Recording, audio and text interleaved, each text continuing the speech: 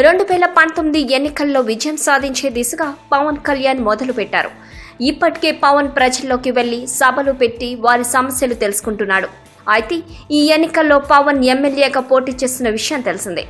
అయితే పవన్ ఎమ్మెల్యే సీటుతో పాటు ఏకంగా సీఎం సీటే దక్కుతుందని రాజకీయ పండితులు అంటున్నారు. ఏపీలో మంచి నాయకత్వం ఉన్న ప్రజా సమస్యలను సర్కార్ తీర్చలేకపోతుందనే విమర్శలు వస్తున్నాయి. విభజన తరువాత ఏపీ కష్టాల్లో ఉండిపోయింది. ఏపీకి స్పెషల్ స్టేటస్ సంగతిని టీడీపీ యంత్రాంగం పక్కన పెట్టేసింది. దాంతో ప్రజల్లో టీడీపీ ప్రభుత్వంపై నమ్మకం పోయింది.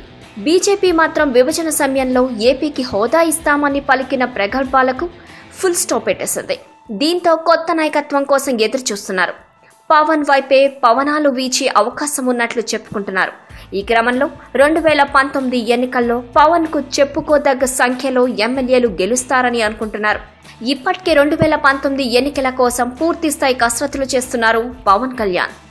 రీసెంట్ గా 2019లో పవన్ కే వర్తిస్తుందని నాగబాబు అన్నారు. 2019 ఎన్నికల ప్రచారంలో తమ్ముడి కోసం అన్నయ్య చిరంజీవి ప్రచారం చేస్తే బాగుంటుందని వ్యక్తిగతంగా ఆశించారు. ఓ ఇంటర్వ్యూలో నాగబాబు మాట్లాడుతూ జనసేన తరపున తమ్ముడి కోసం అన్నయ్య ప్రచారం చేస్తే తప్పకుండా విజయం ఖాయమని, అప్పుడే ఏపీలో జనసేనకు పవర్ వస్తుందని, నీతి నిజాయితీ గల వ్యక్తి రాజకీయాల్లో వచ్చినట్లవుతుందని తెలిపారు. మరి మెగాస్టార్ చిరంజీవి ఎలాంటి నిర్ణయం తీసుకుంటారో తెలియాల్సి ఉంది.